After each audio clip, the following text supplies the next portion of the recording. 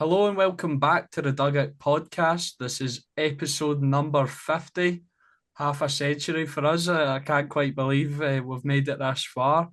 Today, we obviously, for the 50th episode, we've got the three of us. We've got me, Ethan, Laurie, ready to get stuck into the news today. Not too much, we'll be covering the news, but later on, we've got three quiz sections that we've kind of nicked off of other places, but it should be fun to play. So we've got, to avoid any actions, we've got some names. So we've got fibs.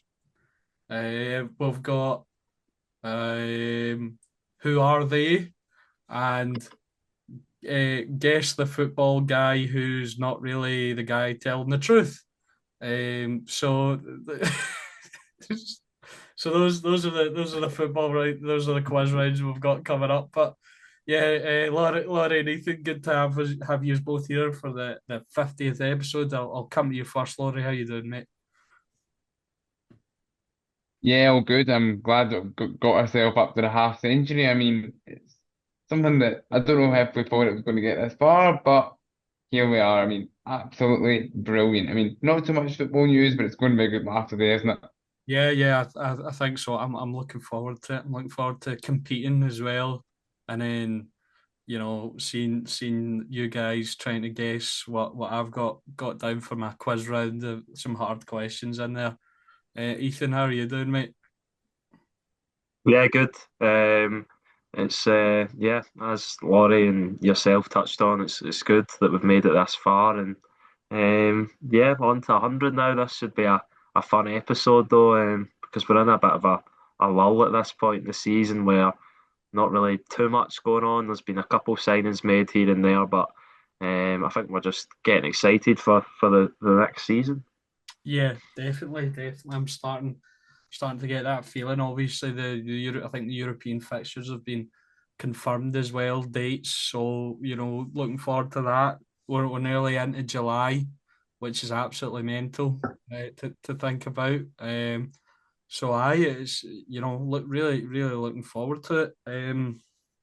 Well, I think we'll start out with Kilmarnock, who've been pretty busy since last we spoke. I think at the time of recording was Greg Kiltie and Jack Thompson, and since then, obviously they'd signed Jamie Brandon as well. But then since then they've made three additional signings: George Stranger, Marcus Dackers, and Scott Tiffany. Laurie.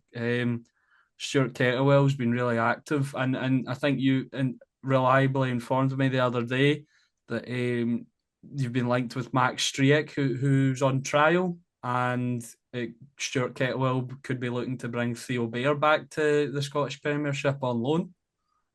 Yeah, so it's been pretty busy. In KE1, you could say, although we're not in KE1 at the moment because Kelly have jetted off to the Netherlands for a pre-season training camp.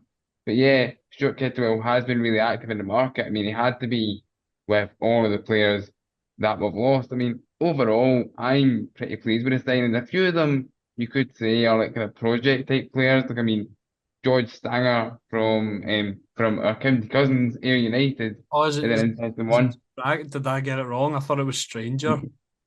With a bit of I think Stanger is the correct pronunciation. However, the people who will know are rugby fans because his dad Tony used to play for Scotland at rugby. So if there are Oh, any rugby fans listening, they'll know. He's a bit of a kind of project player, you could say. But where do we stand, just quickly on him then? Where do we stand on signing players directly from rivals? I I obviously it's happened maybe once or twice between mine and Ethan's clubs, but I think it would be awful if it happened. But it happens in pretty much I think every derby except from maybe some of the South American ones and ours. Um, Yeah, like there's not going to be any riots in Ayrshire, and bear in mind we're playing United on the 4th of July. I mean, what's that next week? I mean, so. Yeah, so there's that one as well. But obviously, I think signings like Scott Tiffany, for example, that stands out to me as a really solid signing because, well, you were surprised that he left Dundee, and in a way, you could argue, I'm being totally honest here, and maybe even slagging off my own club, that Kilmarnock could be a little bit of a sideways step. You don't know, but I'm not complaining. I don't know so much anymore the way Dundee's summer's gone. Oh, true, that's true. I think Yeah. when it'll be obviously we've got a long summer ahead, but as of right now in my kind of SPFL predictions, I've got them rock bottom. It's Yeah. not good for them, no.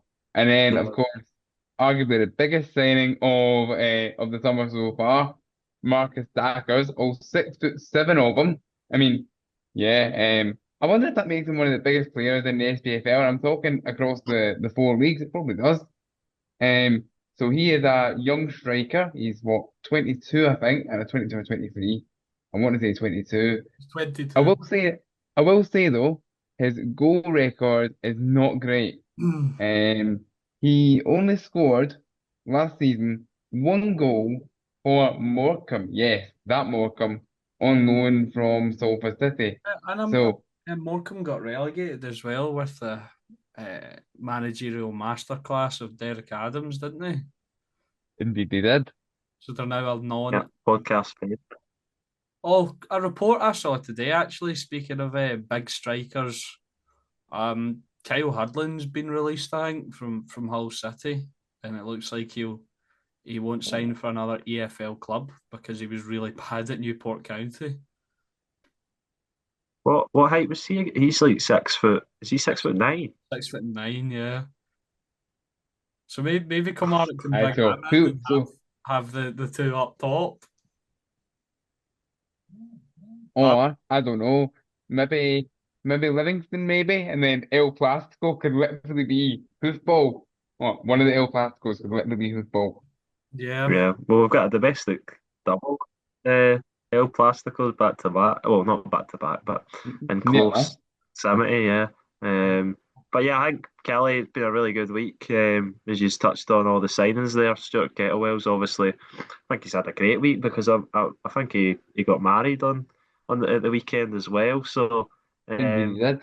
yeah, so a really good week all round for him and for Kilmarnock. Obviously, I think they lost Liam Donnelly as his contract expired. He obviously went to St Mirren, but yeah, Kelly looking really strong to start the window and I think for this might Laurie and sound long may it continue. disrespectful.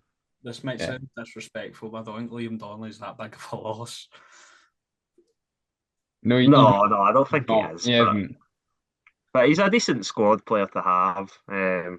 But yeah, that's what happens. Players are going to contracts are going to expire and they're going to get moved on. I mean, you look at how many players Dundee moved on this season. Scott Tiffany, of course, one of them. Yeah. Liam Donnelly, I was touching on that, Alex. Liam Donnelly's a strange one. And every club has one of these players who is a kind of Marmite figure, become the target for the kind of boo boys, if you will.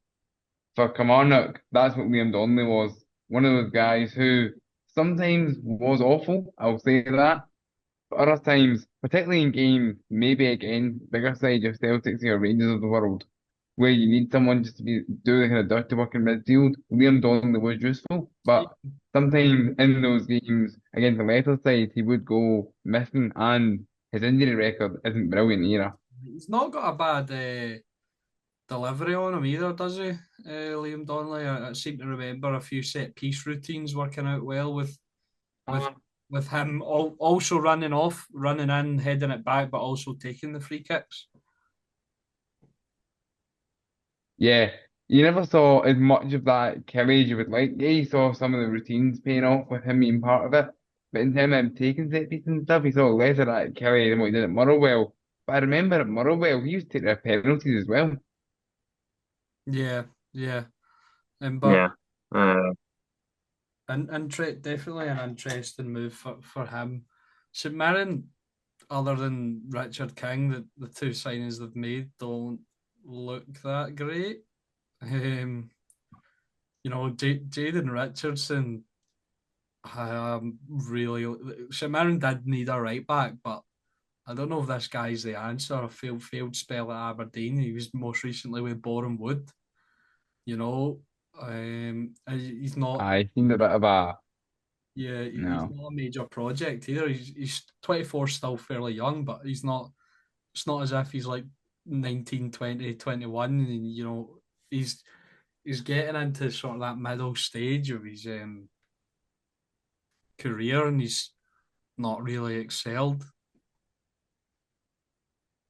Yeah, it is a strange, a bit of a strange signing because his time at Aberdeen was pretty poor, and he's not done much since then. So Stephen Robinson obviously signing him, hoping that he can get the best out of him. 2-year deal, but as you said, him and Liam Donnelly aren't the most inspiring signings you would say. But Stephen Robinson always seems to get his recruitment right, so you can't really question them until you see them put on the buddies new kit that they released, which I thought was one of the nicest ones in the league I think I've seen so far. Bit smart. And play. We'll have to see. We'll have to see what they do. But yeah, not really much for St. Well, two signings for St Mirren, which compared to Kilmarnock isn't a lot, but compared to the Mhm. rest of the league's about average in the Aye. in the week since our last update. Yeah. Another club that has been signing well, I think, and they're slowly. I think I maybe had them in a playoff position or going back down, but I think they're slowly convincing me with the additions they're making, including the one today, that they could perhaps stay up. Would be Livingston. Mo Salah has joined on a free from Dundee, which I did not see coming. The initial rumours were Motherwell, and then it was said that he was going abroad, and now he's signed for David. I don't know how David Martindale's pulled that one off. Yeah, Mhm. exactly. Saying it. I was going to say, sorry, Laura, I was going to say, I think I read in a few places, and I might have even uploaded it to the Dugout Twitter, that I think he was away to a Malaysian club after his links to Motherwell, but obviously it's a brilliant signing from David Martindale. How he's pulled that off, you don't know. But I think that goes down as one of the early signings of the season in the Scottish Premiership. He's obviously got that Premiership experience, and he could go into a lot of the squads in the Premiership. So the fact that Livingston have been able to get him is a real bonus for them. Yeah, I think he's really the other business they've done this week. he's really solid on the ball, Ethan, and but he's also a bit of a destroyer as well. You've got Mo Salah in the midfield, you've got a bit of Totally. grit, you've got a bit of steel. Yeah, like we were talking a moment ago about St Mirren signing Liam Donnelly. I feel like Mo Salah is a kind of much better version of what Liam Donnelly tries to be. Yeah, But then put it this way, if St Mirren were to have signed Salah and Livingston were to have signed Donnelly, you wouldn't have been surprised, if that makes sense. yeah, definitely, definitely. Actually, yeah, I don't know if I don't know if St Mirren were ever looking at him, but I feel like they've got the wrong that seems like it makes much more sense. Yeah, if Liam Donnelly signed for Livingston, but Hmm. yeah, I think it's a fantastic signing if they continue to make these sort of combinations of experience and solid players and stuff like that. I feel like it could be a recipe for them to stay in the Premiership. Um, and it's an exciting time for all five Livingston supporters. Who go week in week out. I'm just kidding. Their turnouts have been better recently, actually, from what I've seen, and at the Challenge Cup final, they had their fan base was tremendous. So yeah, but definitely interesting. The rest of the league, not much has been happening. A lot of clubs have returned to their training. Rangers returned today, I believe. Looks like Max Arns is coming in. Ethan has informed me that it looks like QPR has actually beat Rangers to the signature of Kwame Poku, who looked like he was becoming a Rangers player. which is quite disappointing. Celtic look to be further along with Benjamin Nygren, but we've known that's been happening for a while. They've been linked to a couple of Japanese players. There was links to Kelechi Iheanacho last week, but I don't know if that was just paper talk. But not really much happening with the big two right now. And as for the rest of the division, there's not been much of a development since last week. Yeah, I'm trying to look across the Mhm. board here to see what I can see, but as you said, there's not really much. Hearts did eventually confirm the signing of Stuart Finlay, Yeah, although of we course. obviously knew that one was going to take place anyway. And I'm looking, what else is there? Dundee made a signing last night, a striker, Emil Aqua, I think is how you say his name, 24-year-old on a 3-year deal from Barrow. So that'll obviously be, I think, to replace Seb Palmer Holden, who they obviously had on loan last season. Um, for Falkirk, the other newly promoted team, they haven't really done much, although they did re-sign, or they did extend, sorry, Liam Henderson's contract. So um, that's pretty good for them because he was obviously one of their key players last season. Let me see what else I can find. Motherwell appointed a new assistant manager, Max Rogers, who was the assistant at Wigan Athletics. So it seems like a decent appointment, and the new backup to Jens Berthelascu. What else is there here? Dundee United made a signing, a Guinea-Bissau international Panucci Kamara, a Crawley Town midfielder. Um, but I think that's about it. Hibs finalised the sale of Dylan Vente, which Was he at I thought was a great bit. Portsmouth? Sorry, Kamara, was he at Portsmouth previously? Or was that He might have been. Let me check. Potentially. Kamara? Maybe the guy who was at Dortmund. No, it's not. He's I mean, Dortmund Crawley, probably sound a bit of a Crawley and Plymouth and Ipswich and Charlton. He's been at Right. 28-year-old I'm central really, midfielder.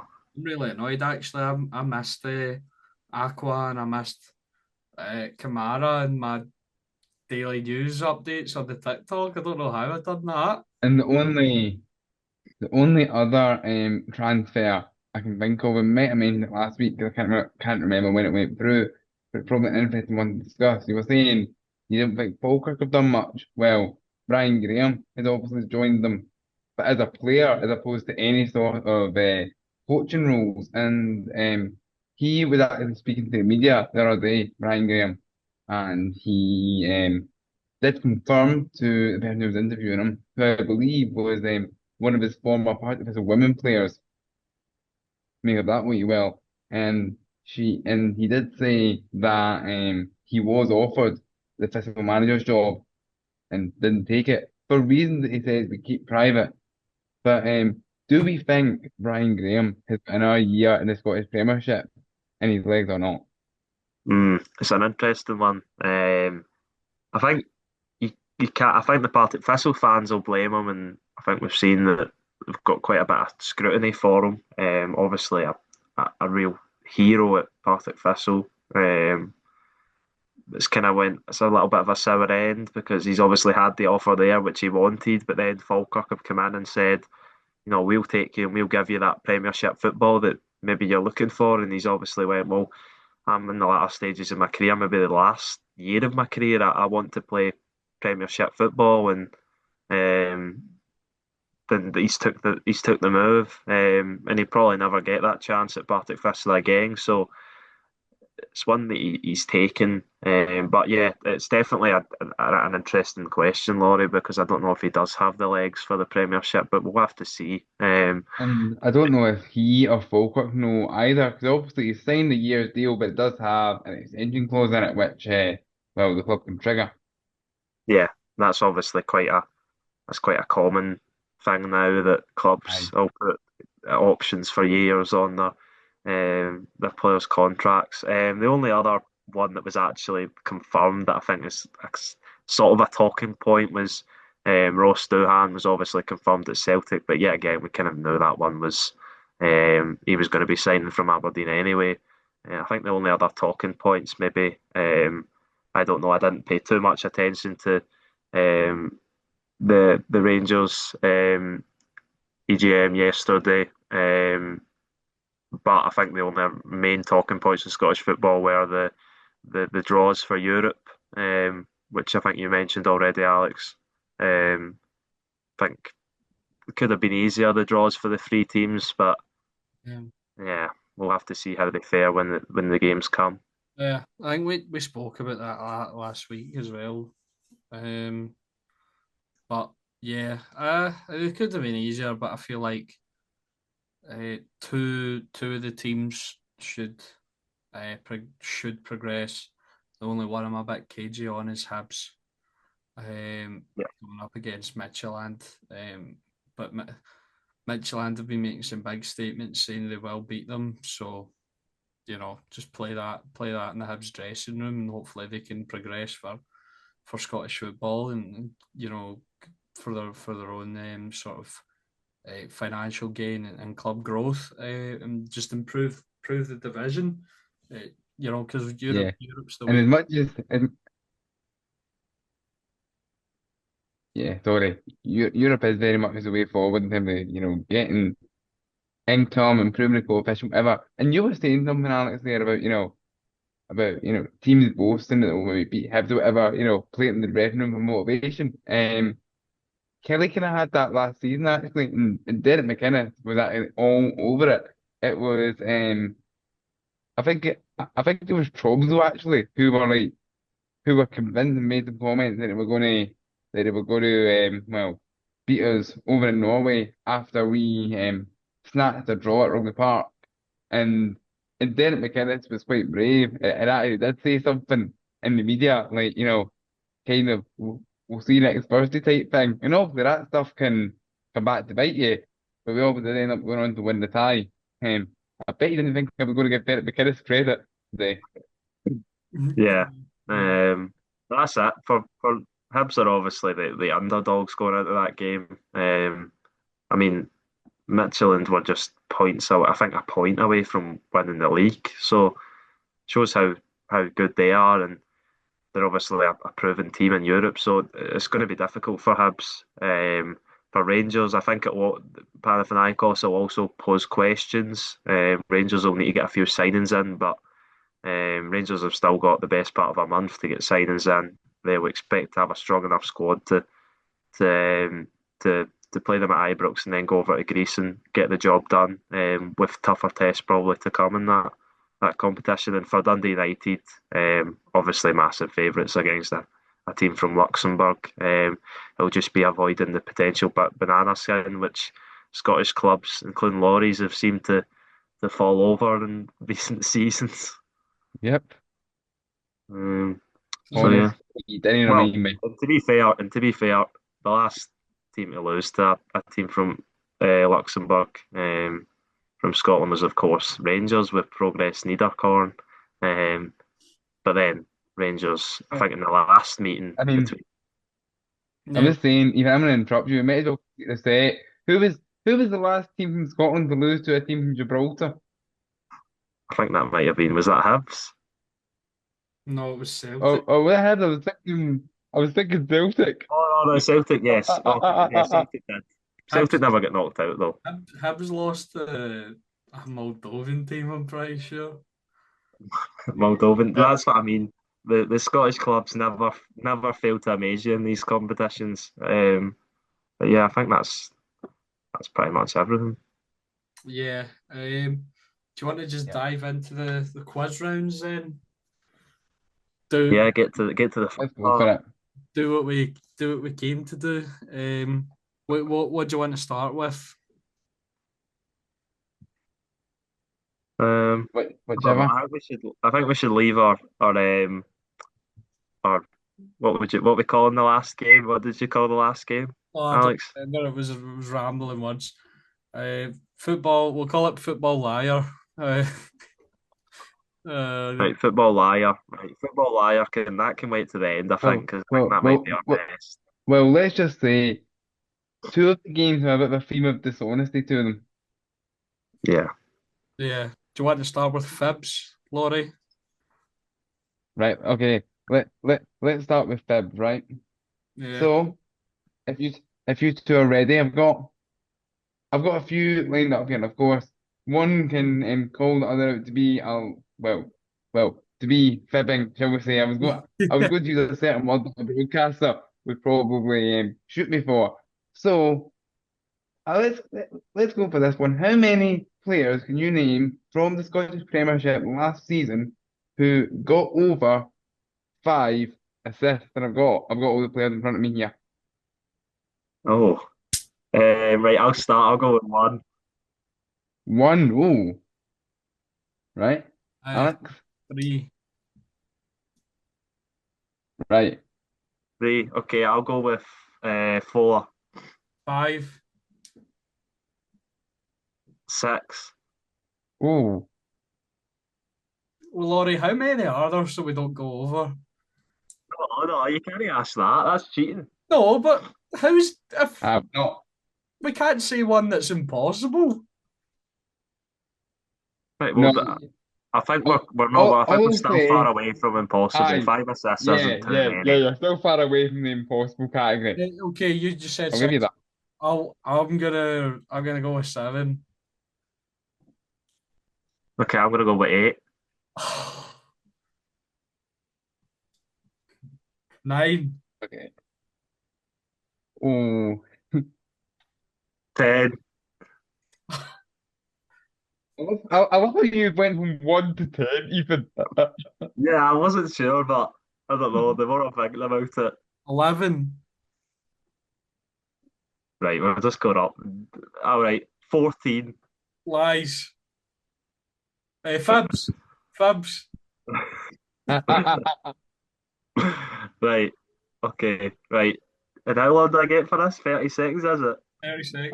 right, we'll give you 30 seconds. Yep, let's get the stopwatch going. Right, are you ready to go for it? Yep. Your time starts now. Alistair Johnson, James Tavernier, Greg Taylor, Václav Cherny, Hamza Agaman, Dessers, Maeda, Kuhn, and Engels, Lennon Miller, Hitati, let me think. Jamie McGrath, um, Martin Boyle. Time Uh, up. how many did I get? Okay, so let let's quickly go through then, right? You got out of what you said, and I won't name them. You got one, two. You got no minute order here. You got one, two, three. Oh, you got another one there. Wait, that's four. No, that was only three. Hang on, I think you only got three there. Three. How many? How many was there? There was one you hit the post on, right? There was how many were above five? We had one, two, three, four, five, six, seven, eight, nine, 10, 11, 12, 13, 14, 15, 16, 17, 18, 19, 20. So that was including five as well. Let me just tell you, the one I had checked there, Václav Cherny, he got four. There you go. That's one for you. Uh, let me see. I'm just going through ones to see how many I got. I think, yeah, I think I only get nine. I think I got nine. Nine. So the ones you wait a minute. So the ones you got, where did we go through them? I'll just go through them. I think there was 26. It looks like here, in front of me. The nine I got were Martin Boyle, Jamie McGrath, Arnie Engels, Greg Taylor, Oh, you Lennon did Miller, England and that one. You did. James Wait, Tavernier, you did Kuhn, say Greg Maeda, and Taylor. Johnson. Yeah, You did. I'd say Greg Taylor. So you actually get nine. I don't know if I say three, but you did get your nine. But And anyway, Alex wins the point, unfortunately. Come on. Come yeah, on. Right, Oh Laurie. well, there's still more rounds. Yeah, you got another one, Laurie? Yep. I kind of wonder if this one might be easier, but I'm not sure. Let's just say I'm our two lined up. They both go back in time a little bit. This one goes back to 2019. I'll give you that. Steve Clarke's first Scotland squad, right? Oh How my. many of the forwards can you name in that squad? Forwards. How? Yeah, how many of the players that were listed as forwards can you name? Um, I don't two. I'll start. I'll say two. Okay, know. okay. So just for the avoidance of any doubt, we've got a few names here that you wouldn't necessarily think about in the current setup, shall we say? And yeah, so obviously the numbers are a bit smaller than the last one. So I think we've got 7 names here, and if that gives you Okay, a wee bit of a seven. hint If for this that one. helps us. Okay, I'll go. So we're on. Right, I'll go with Fibs. Okay, So 40 name in 30 seconds. listed as forwards. I can do Yeah. this. Right, you ready to go? And I'll start the timer. Yeah. Okay, go.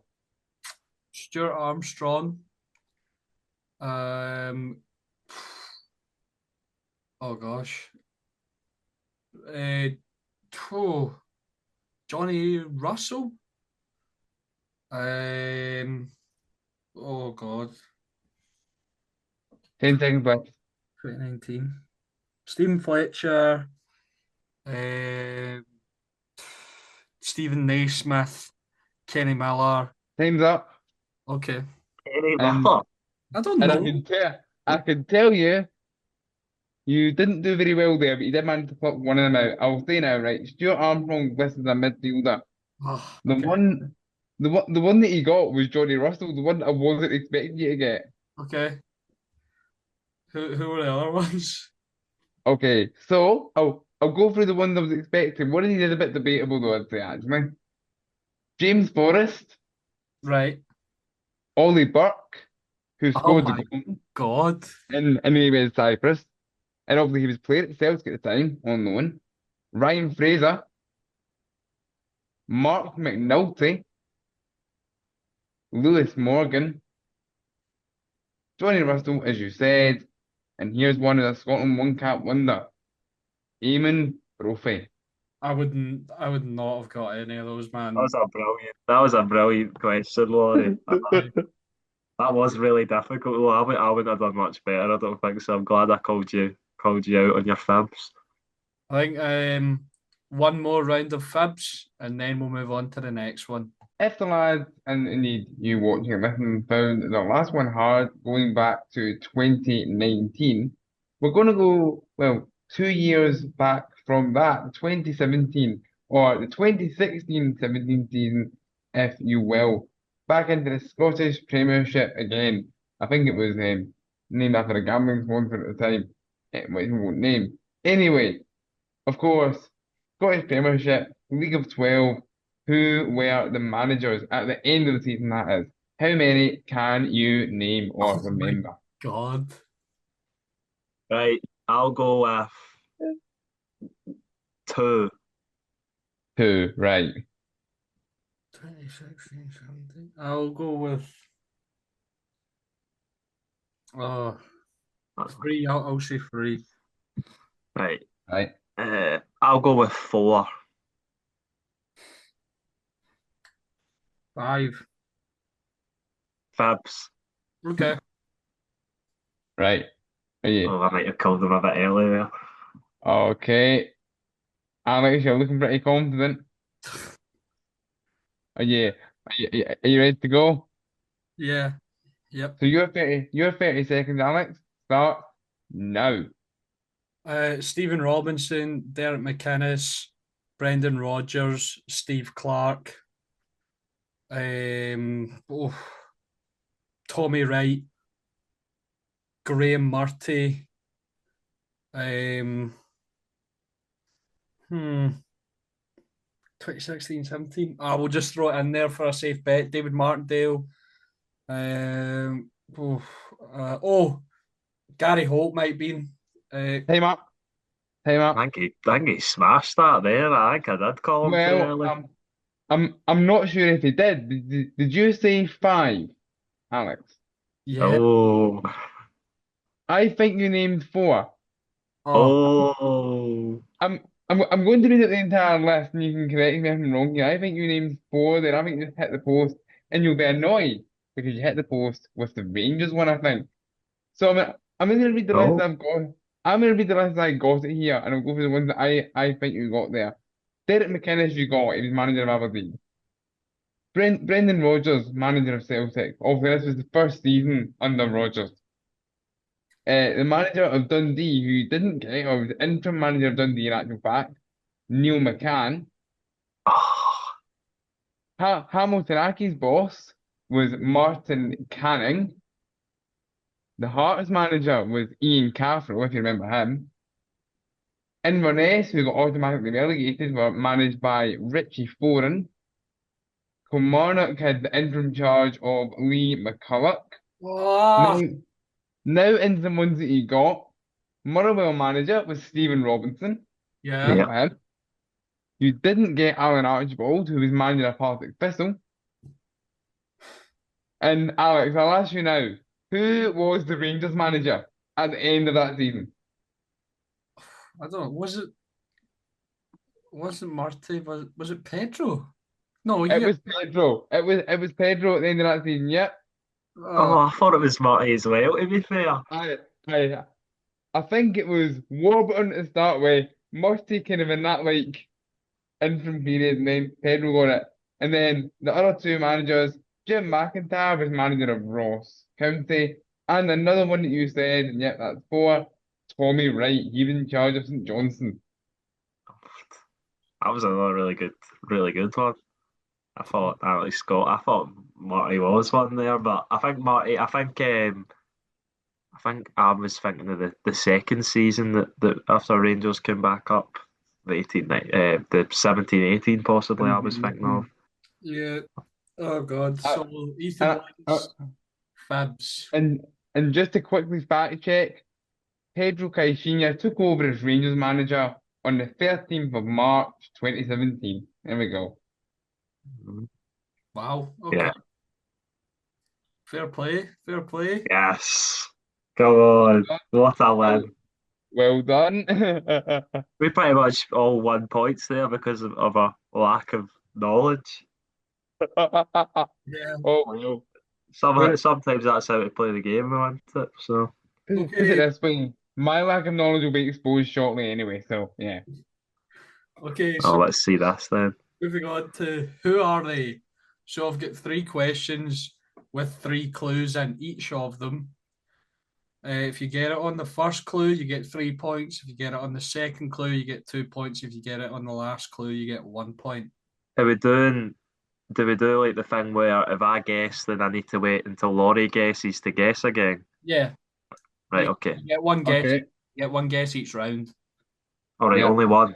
Yeah, only one, and then we'll move on to Well, the. so you get one for 3 points, one for 2 points, one for Yeah, 1 point. Right. Okay. Yeah, Cool. yeah, yeah. Right. Okay. we're good to go then. Yeah. Yep. Okay, for the first one is I have played with Socrates, Dante, and Claudio Bravo. Ooh. So wait, Socrates Papadopoulos. Got to be with the time period. Yeah, Is it not. Alexis Sanchez? Uh, No, right, okay. I'm just trying to think. There's got to be someone who's probably passed through Bayern. You would forget one of Barca or Man City and has probably played in the Premier League, I'm guessing. So at some point. Um oh, that's actually oh Ilkay Gundogan. no, Who no. were the three players again? Sorry, could you repeat them again? I forgot one of them. Socrates, Dante, and Claudio Bravo. Right. Okay. Ready for the second question? This is for 2 points. Yep. When I arrived in England, I was my club's record signing. Okay. Oh, no, no, is it him? It's not Kevin De Bruyne, is it? Oh, he's got N- it. No, when you were thinking there, even I was thinking about the point. I'm like, no. 2 points. Yeah. 2 points to Ethan for the first I one. just didn't want to. I didn't want to go and then waste my guess, and then you got in there, Laurie. So I was measuring it, but Socrates made it difficult. They played together at Werder Bremen. Oh, ah, I know he right. played for one of the German teams, or a few of the German teams he played for. But I know he played for one of the ones that were green, which is obviously where De Bruyne spent his career in Germany. Yep, yep. So Yep. that was a confusing one for me. The last clue was I have played under Guardiola, Thomas Schaff, and Dieter Hecking. That was the last Ah, clue. Right. Um, Yep. so, yeah, well done to you, Ethan. You'll get 2 points here after the first round. Ready for Yep. the second one? Okay. I have played with Lucas Moura, Arturo Yep. Vidal, Carles Puyol, and Steven Nzonzi. oh, good one. Carlos Puyol, Arturo Vidal, and Steven Nzonzi. Right. And Lucas Moura. Anders Mora. Okay.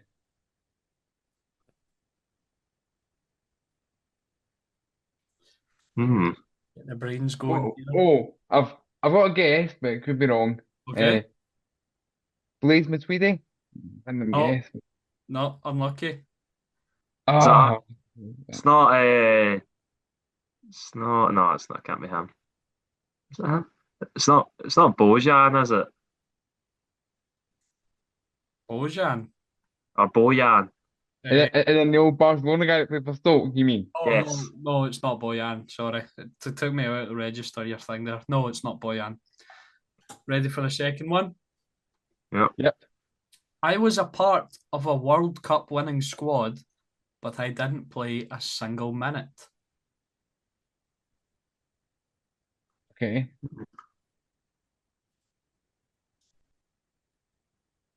I could be wrong here, but oh, Adrian Rabiot? No. Oh, it's a decent guess. I'm gonna go with right. Well, I'm guessing. Right. Can you? Who? Sorry. Could you repeat who the players are again? Lucas Moura, Arturo Yeah. Vidal, Carles Puyol, and Steven Nzonzi.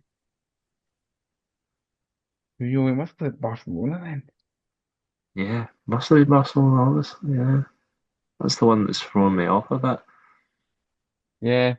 So he's won. So he could have won it with. It, hmm. It's not. No, it wouldn't be him. I don't. No, it can't be him. I'm just gonna throw one out there.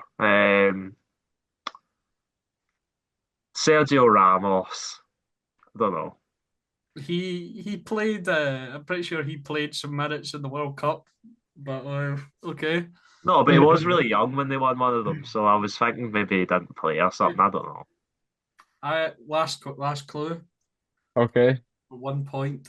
I played in Spain and Italy before moving to England in 2016. Spain and Italy before moving to England in 2016. Doesn't actually give it away. Um, 2016, right? I think he joined the league then. Right. Uh, no, it doesn't match up with the players now. Oh, Spain and Italy, you said. Yeah. uh, what? Whoa. Right, no. I had a guess, but that was no.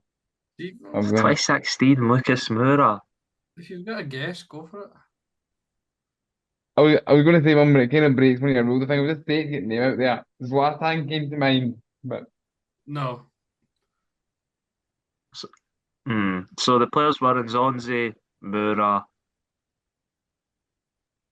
And who were the other two players? Uh, You can't keep Laurie's not been double checking these. Right, cool. I'll just throw a guess out there. Marco and out of it. So did I say him already? No, I didn't say him. You didn't. That's wrong. Do you guys want me to give you another clue, or do you want me to just tell you? Um, I'll let Give you us another decide. clue if you want, or you can just tell us. Right, It's up to you. right, go on. Focus on Lucas Moura. I think it would become more obvious what team did he play with in England. Okay, Spurs, right. And Um, Good for Barcelona and Spurs, though. oh, I I'll give you more clues. He didn't play for Barcelona. Oh, he's oh, Spanish. Spanish Spurs player, right. It's not Soldado, is it? No, that's too early. Oh, I think Uh, that's wrong as well, but the next player that came to my mind was Sergio Reguilon, but that could be oh, rubbish. I know it is. I know it is. Famously scored a goal. His hand. It was his bum. Aye, Llorente. Yeah, Oh, That was a oh, good one. but That was because a it good one. expired, nobody gets any points for that. Yeah, of course. Um, Played with Nzonzi at Seville, did it? Or Sevilla, did he? yeah, Arturo Vidal yeah, at Juve, Lucas Yeah. Moura at Tottenham, and Carlos Puyol with the Spanish national the team. Spanish team got you. Oh, yeah. That was a good one. Okay, last one. We ready? Yeah. Yeah, I guess. I have played with Luis Garcia, Mario Balotelli, and Nathan Ake.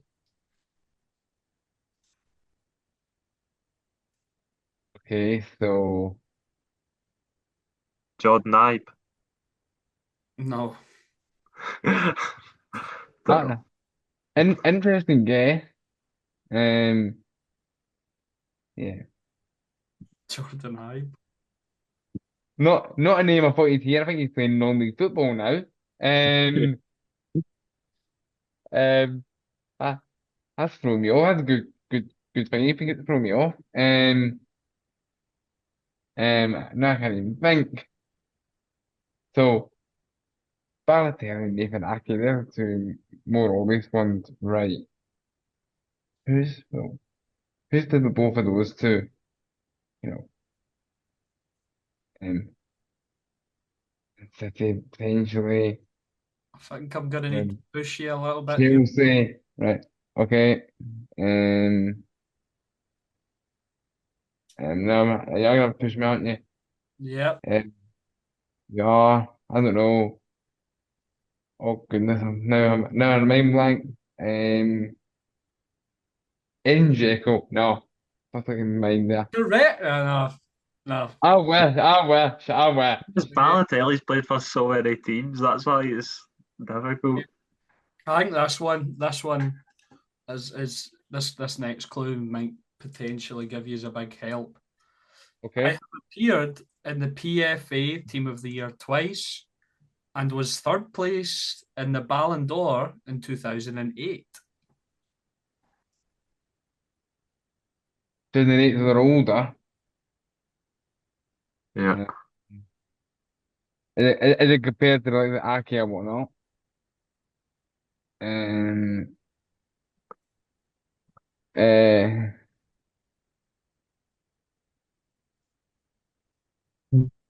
um, played played alongside those players. That's Nathan Ake with Chelsea Mm-hmm. and in 2008. I mean, trying to think when a certain person made a big It's move. not. It's not Frank Lampard, When is I it? no, No, it's not Frank uh, Lampard. Laurie? I thought you were going to say something there, Ethan. Actually, you didn't, so I'm going to say it. Is it Fernando Torres? Yeah. Oh, well done, Laurie. Well done. Fantastic. Well done, Laurie. The There last we go. last clue was in 2018, I was playing in the Japanese First Division. That was the last clue. Well, is that a draw? 2-2 draw, is that? I don't have any backups in case of a draw. Oh no. Ah, well. No, a We'll just call tiebreaker. that a Oh draw. well. Okay. Yeah, so that was good. You did quite well there. Yeah. You did quite Yeah, well. yeah, we done all right. We done all right. The Yeah, second one was a bit poor, but got it. We yeah. got there in the end. And I'm annoyed at myself for not getting De Bruyne, but well done, Ethan. Thank you. Well done on getting big Fernando Torres. Okay, moving on to the last quiz round, we have, we'll just call it football imposter. So essentially, we have three categories, and we all have statements that we need to make. But one of us is the imposter. We got an outside party to sort of give us the fake statements. Obviously, we don't know who's got what, and we need to discern uh, who has the fake statement. And for every vote the imposter doesn't get, they get a point. Um, I think that's it. But if you get the Yeah, imposter, you get a point. yeah. If you vote the imposter right, you get a point. Yeah. Okay. So everyone pull their stuff up. Yeah. The first category is around the Club World Cup. Um, what we just do rotating. So who wants to go first? Anyone in particular? I'll do my Right. statement. Okay. So my statement is: we will see a team from South America win the tournament in the coming years. Okay. I'll go. Do you want me to go next? I'll go Yeah, you next. next. The Club World Cup will become an eventual success and a respected tournament in years to come. Okay, Laurie. But Okay. And the Club World Cup is an abject failure, but who knows? We're going to start watching it anyway because FIFA are going to actually get a broadcast deal for it. Okay, so people just watch it anyway, even though it's a failure. Okay, so where these want to go? Uh, well, I you don't know. I have my suspicions. you have your suspicions. Who's your suspicions against? It's against you, Mr. Crookshanks. Yeah, I don't think. Hmm. Although the South American teams have done very well, They're so balling out right now. They're balling out. They I think are. they're actually right now. I could make an argument that some of the South American teams are better than the majority of Liga 1. I yeah, I mean, think the South American teams that's are. interesting. Yeah, And I the would thing is as agree with well, that. Yeah. with the Club World Cup, even in its old format, you had, I think someone was it Rafa Benitez who came out and said that when he was manager of Inter Milan very briefly, about how much the South American players cared about it compared to the European ones. And we've So, mm, we've already seen the beginning of it. Like, Flamengo beat Chelsea 3-1, Botafogo beat PSG. I don't think it's that crazy. Anything can happen in tournament football, and I feel like these guys outside of Europe are the closest to it, and I think one of them will win it. and, Event. and, and in fairness, Alex, was there not a team, I can't remember who, possibly the American side, who beat Liverpool years ago? Possibly Liverpool under Benitez again. I think there Yeah, might have been a might South have American been. team done that. I think. I think. Well, if I'm talking about my point, then I think if they're going to win it one year, then it's going to be this year. I think. Although It will, it's hard to tell. it will become a respected tournament. Was that your point? Yeah, it'll become a respected tournament in My years to suspicions come. are against you, man. I don't know. Why? Well, I because just think that every tournament's got. I know that it's. you've been slating it. Yeah, I know. Right. Okay. I know I've been slating it. Right. But I've come around. I've seen that it's not just the European teams whitewashing all the other teams. There's the teams from across all the continents are competing. The South American teams are doing especially well, as you said. And I think only when it gets better organised and better set up, there'll be more of a with more interest in it, and especially in the latter stages. We've not got to the knockout rounds of this tournament yet when the European teams are actually going to start trying. There's obviously a massive money pot at the end of it, and whether we think it's ethically right, the tournament, and it's good for the players or whatever. I think eventually teams are going to buy into it and fans will eventually follow. I think it might take two Club World Cups, three Club World Cups, but I think if it keeps going, then we will eventually have a tournament that people look forward to and actually engage with. I don't Because know. the Club World Cup, sorry, just my last point, the World Cup started somewhere. The World Cup used to be a tournament that people were a wee bit, oh, what about this? And I think England actually didn't enter the first few World Cups because they were just like, oh, well, we're too good for the rest of the countries, which at that time they were. Obviously, they aren't anymore, hence why they've not won an international tournament in however long. But I Yeah. think it will eventually become a respected tournament. So, yeah. Nah, And I don't know. I just feel like you've structured and this. You've got and bearing you've got the fake state. I don't think Laurie's is that ridiculous. So I'm really leaning towards you, man, because you've been so down on it, and you're just it's kind of I don't like I really don't. I don't like the way you've kind of done a U-turn on it, and it seems like you've really thought yeah, about it. You've got this statement from yeah, our mate I think Ryan Niven, and you've structured this argument. This is coming yeah, from the heart, man. I love the South American teams. yeah. I think they've been done extremely well, and I think they will win it in the coming years. I don't Right. think that Okay. Who's I think right? I've got to ask you this, Alex. Sorry. Who's the best South American team right now then? right now. Yeah. I think it's difficult to say who's the best South American team right now because all of them have done quite well. Um, Obviously, Botafogo won the Libertadores most recently. Yeah. So you could make a shout for them. They've got some big results. They've progressed. They've dumped Atletico out of the competition. But they also lost Atletico last night. They did, but they got them out. They kept the goal Mhm. down. I saw a lot of people saying they're anti-football, but they've played it smart. They've got some big players like Alex Telles in there, and yeah, I'd just maybe go for Botafogo.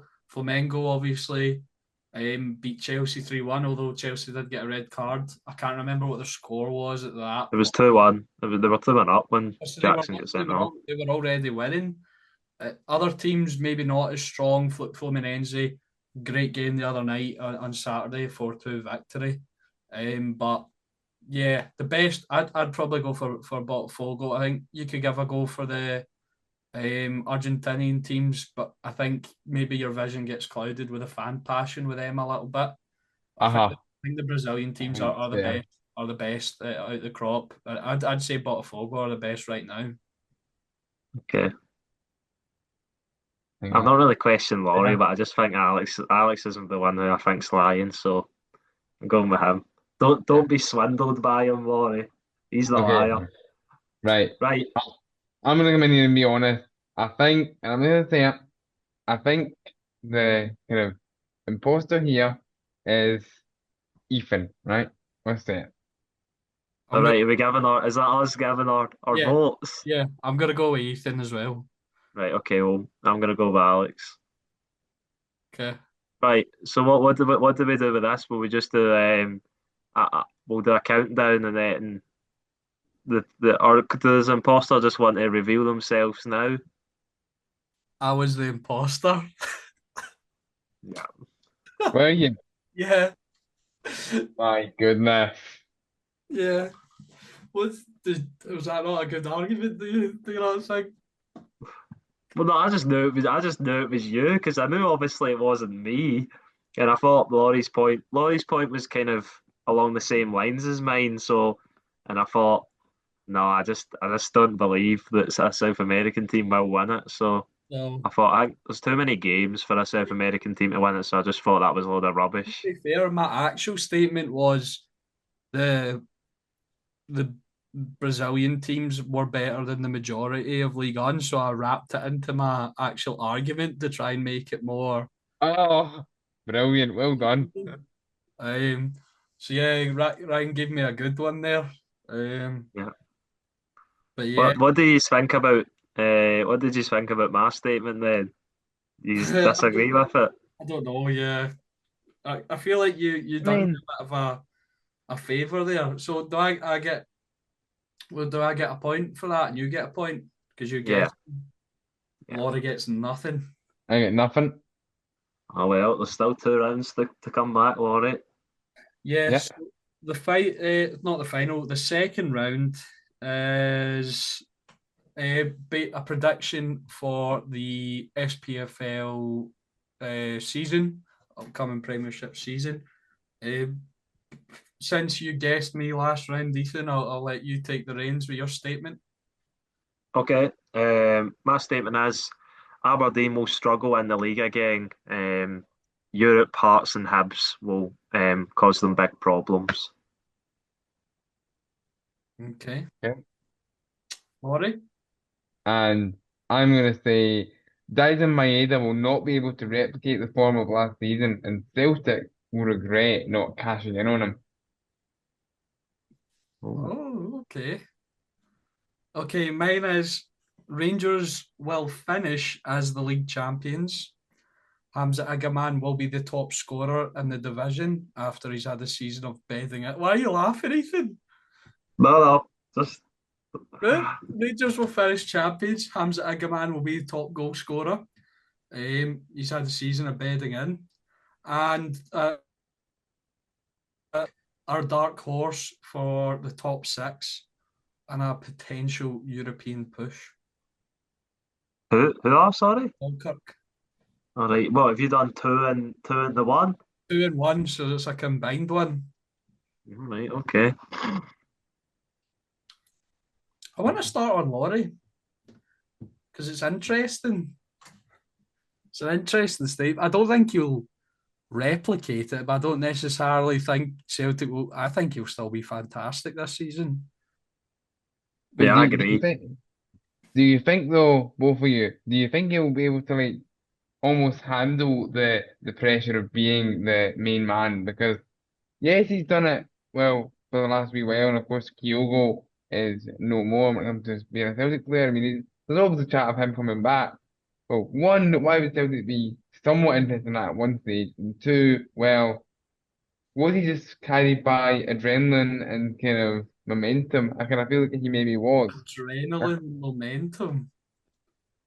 That's almost what it was like, where he was just kind of trying to kind of replicate the kind of Duracell bunny type stuff, and it can only go so far, especially when you're playing every week. And if Celtic are wanting, a decent European run, it's one of those where is he going to be able to do that over the course of a full season, let alone half a season of being the main man? Of course, he started well last season. Don't get me wrong, and I'm not for 1 minute saying he's going to do badly, but just it's not one of those ones where he will go and be anywhere near the player that he was. I don't know I think because that's I think that's really harsh.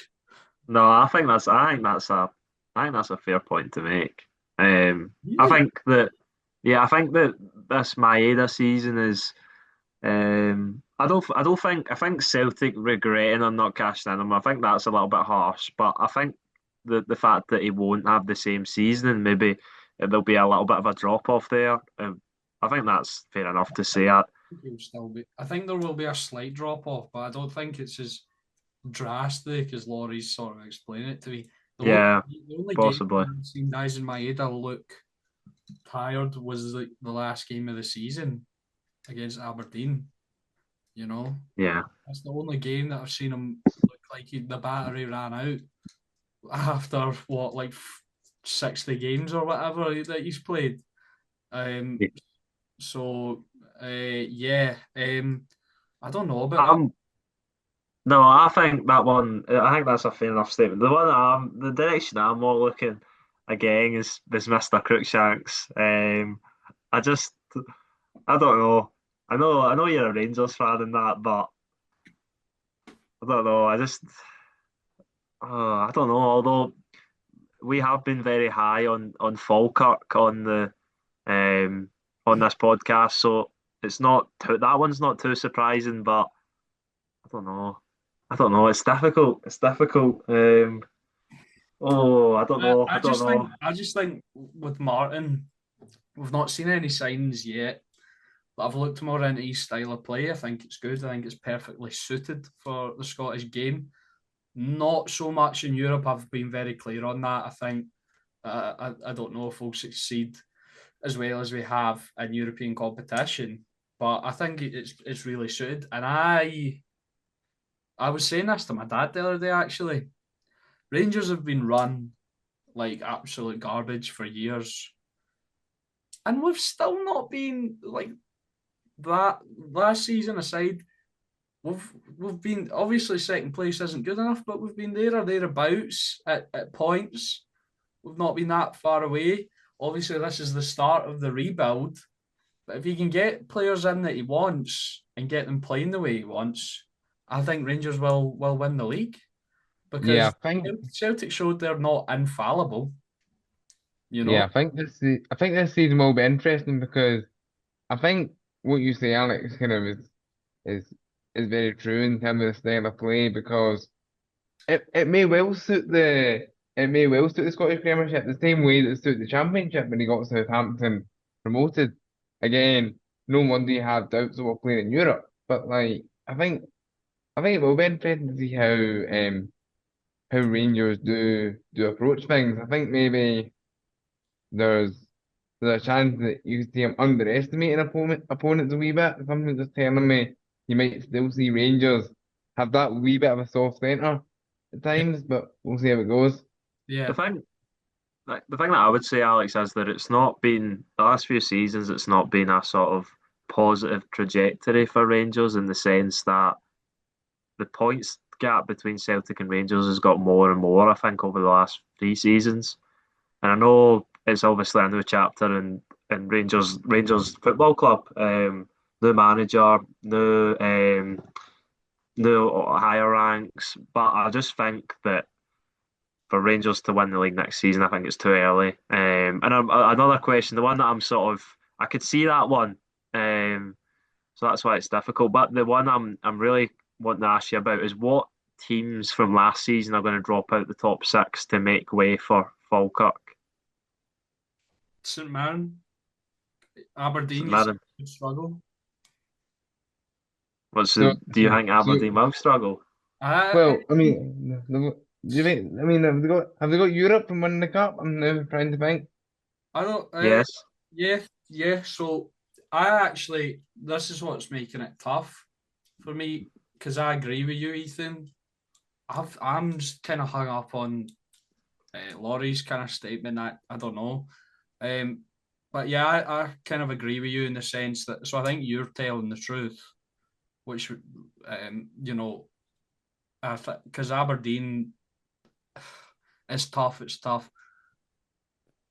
The season's so unpredictable as well, like especially in that pack.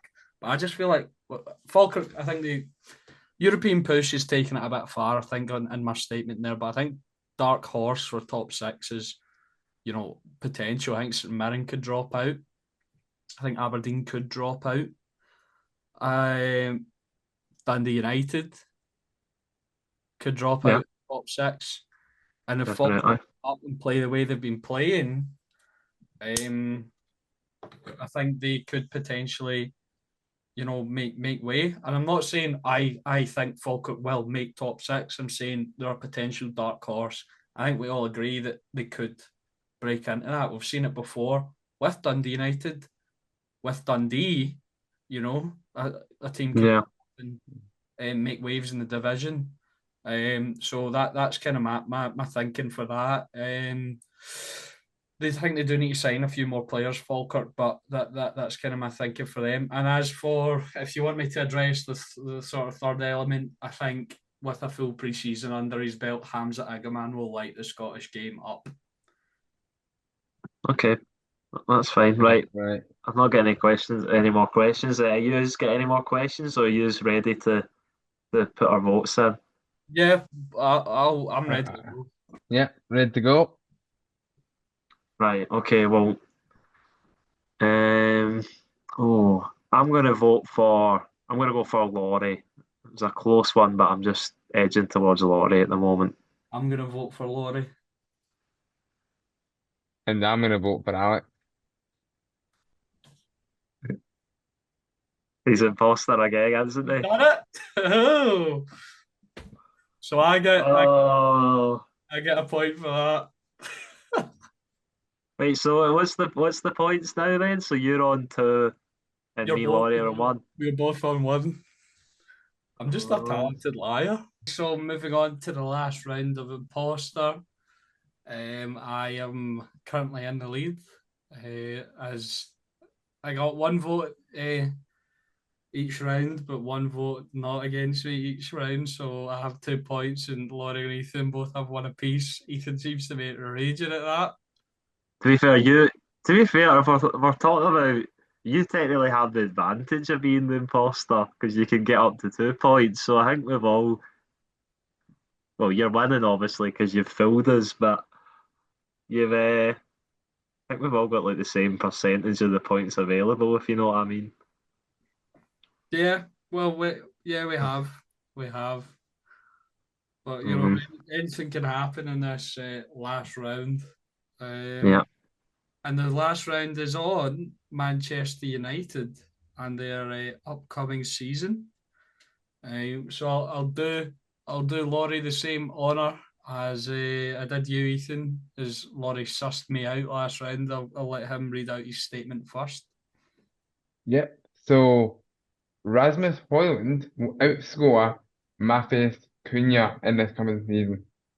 As much as he's had injury issues, and sometimes it looks like, at times he can't hit a Ballon d'Or, but there is some raw potential there. And it's not the fact that his name was somewhat like a Manchester City striker. Cunha seems a bit of an awkward fit for Man United, But you don't.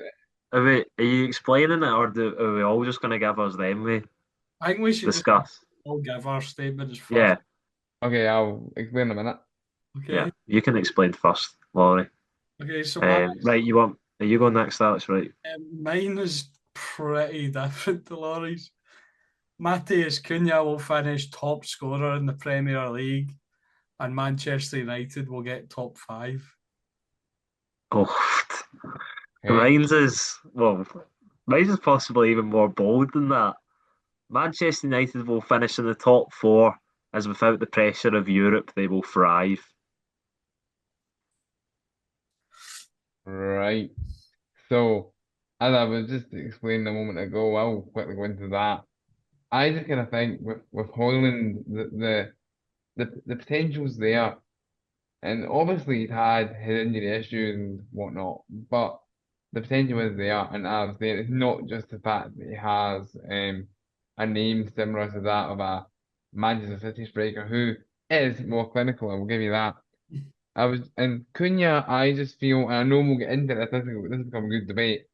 Uh, Cunha, I feel, just isn't the right sort of fit for Man United. I mean, it's the same problem as it has been for years, where the recruitment doesn't seem very joined up. It's all quite disjointed.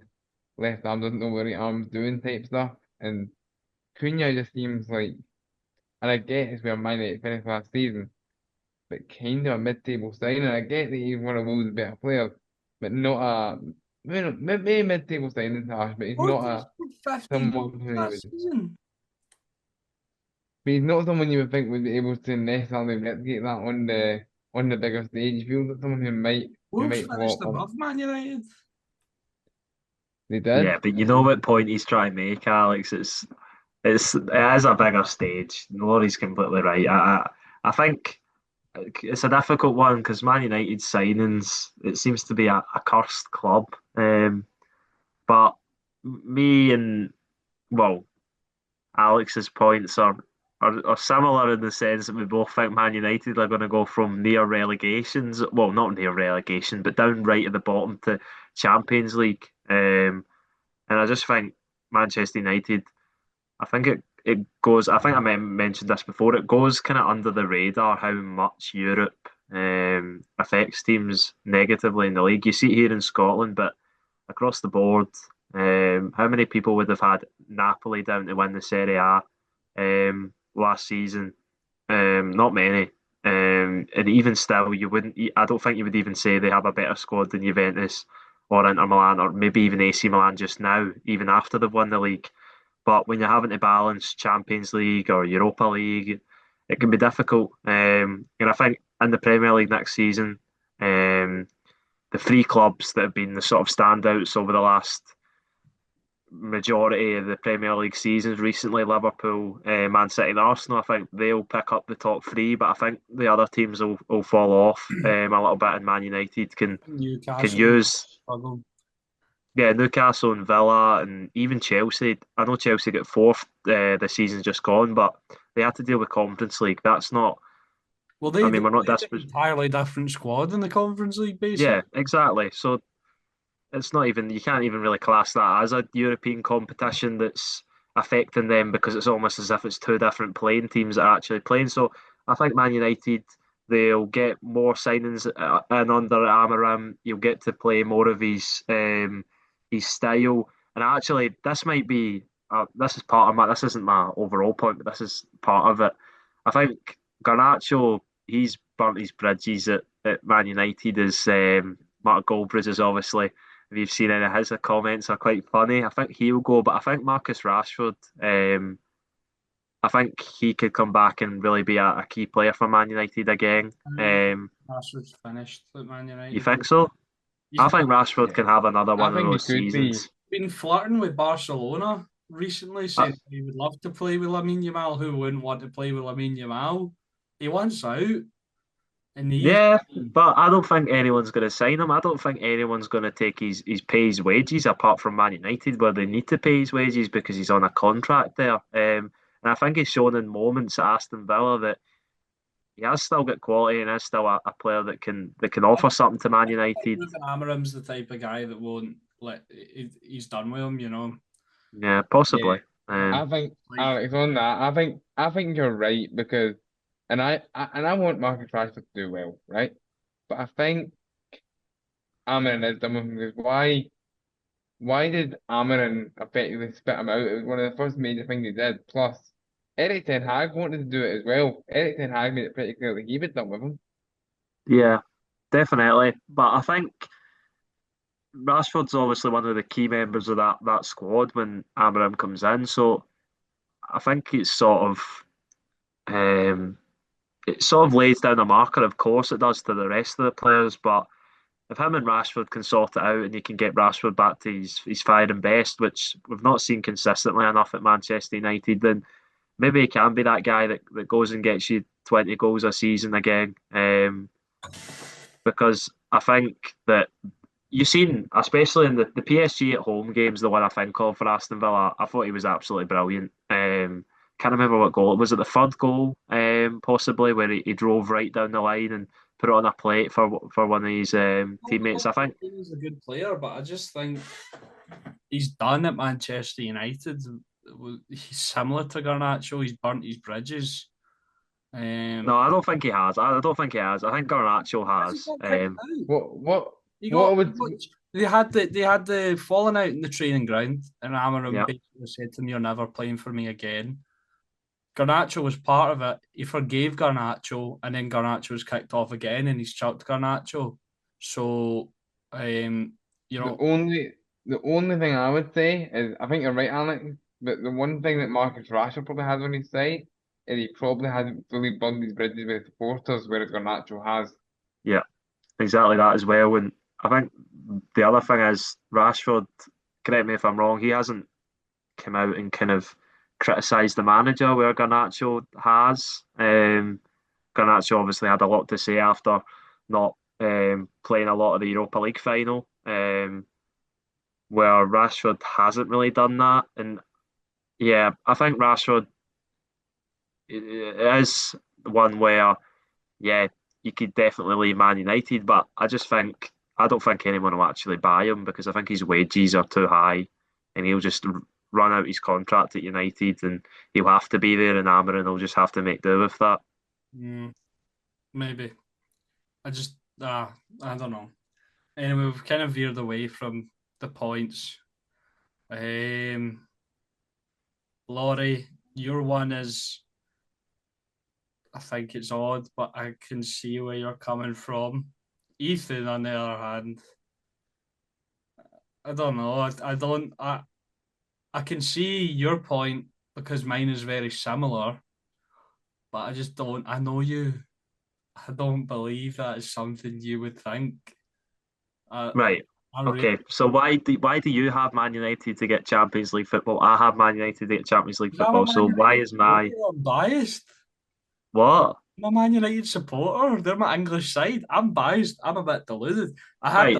I had the LA Lakers winning the NBA championship because Right. Lakers. Well, what teams? I honestly, I'm so high on the as I mentioned at the start of my point. I'm so high on the point that teams that aren't playing in Europe at all have such an advantage in the league compared to teams that are. Not And biased.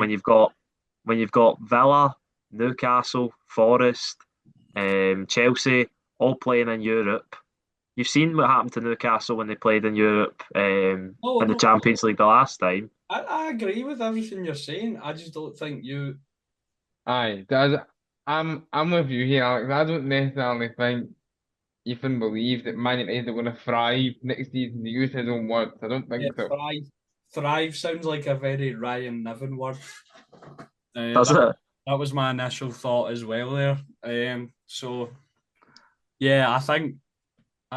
Does anyone else have any more questions, or do we want to? No, I just don't understand why I'm the one getting sussed. Because you're capping, mate. You're done. You're finished. How? My opinion's so similar to yours, but Yeah. I'm not allowed to have that opinion. No, you're allowed to have the opinion, but I think it's a rubbish opinion that Ryan has fed you. Okay, so where do you think I actually think Man United will I finish then? I think you'll think Man United will finish around mid-table. Okay. Laurie?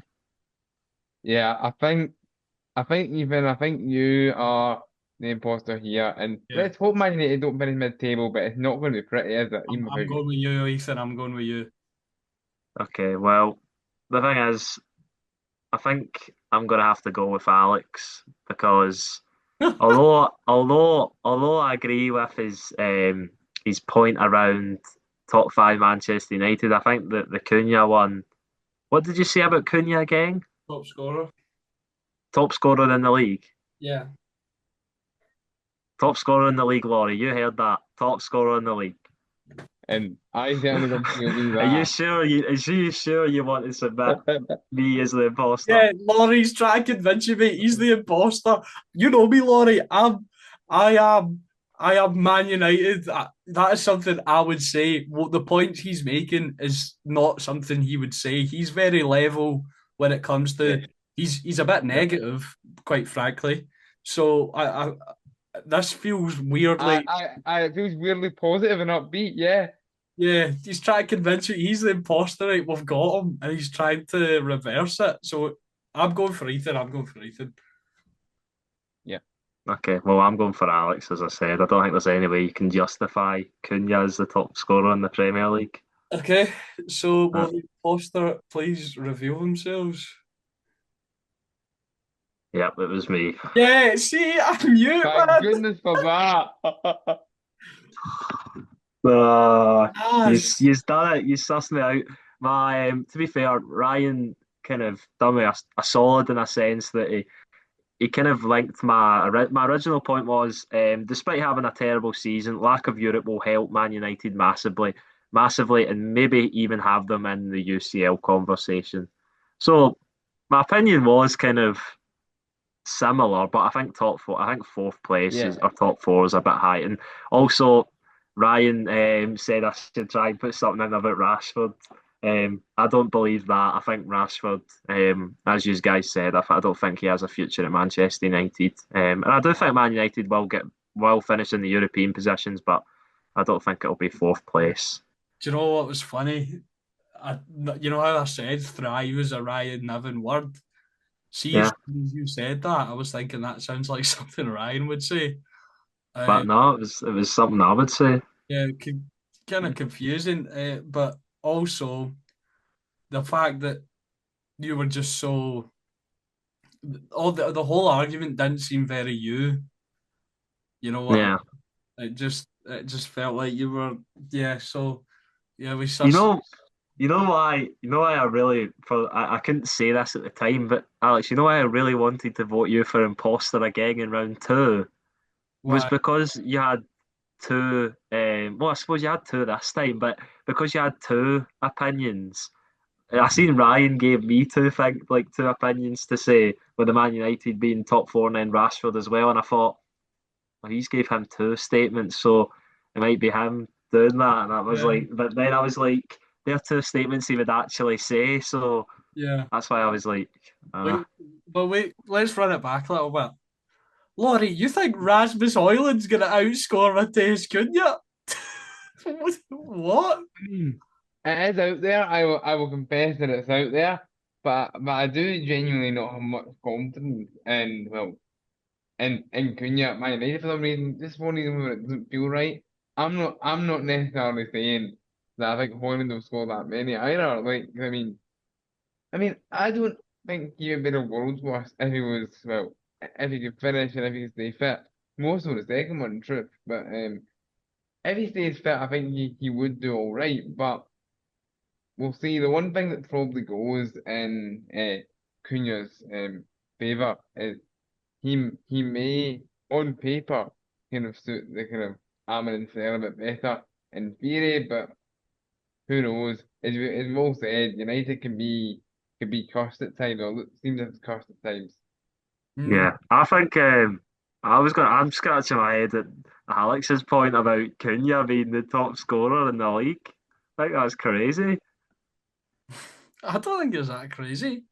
Nah, that is crazy. No, you got 15 at Wolves last season. Man United, they bring in a Wolves were a better team than Man United last season, no, though. they bring in Bumo, they bring in Cunha, they bring in some other players. Maybe I can see it. All right, Cunha okay. and Bruno Well, Fernandes linking up. possibly. Oh Um, well, that was fun anyway. no, it was good, and I won the imposter round. Come Yeah, on, you did. Congratulations, Alex. You did. Well done. no, but nah, I don't know why, but I just feel like I've got a talent for just um, even if I don't believe in the point, I'll argue it to my dying breath. Well, I I tried mean, to do that, but fair enough. you just had a feeling that it was me. It Yeah, to be fair, didn't seem very you though. I yeah, do it all the time, like in normal life. yeah, yeah. So I feel like it's more difficult. I think we'll do this again. Hopefully, Laurie will maybe get a couple of ones where he can fib a little bit. Yeah. I think another thing is we should probably get a guest on for it because I think it's a bit better with four people rather than three. It plays out a little bit better, but yeah, I really enjoyed it, and I hope that the viewers and listeners enjoyed it as well. Yeah, yeah, me Yeah, too, me absolutely. too. Yeah. And I think that will wrap it up for our milestone 50th episode of the Dugout podcast. I've really enjoyed it today. Thank you to everyone who has watched and listened to us over the past, well, over a year now. We've been going at it. And I've really enjoyed it. Go check out the Twitter at the Dugout 2024. Ethan's been taking charge, made it much more active over there. So go have a look, give your opinions. Just let us know what you think. Go over to the TikTok where I have been filming some daily news videos, the Dugout's daily tactics, as I've called it on there. So go over to the TikTok at the Dugout. Um, Ethan will be taking charge of that as I go on holiday next week. So you'll be seeing his beautiful face on the TikTok, giving the news updates, and and we're doing our best to try and step it up a little bit. And like we said last week, hopefully we'll be coming on to Spotify very soon. But yeah, thank you to everyone for watching and listening. Goodbye.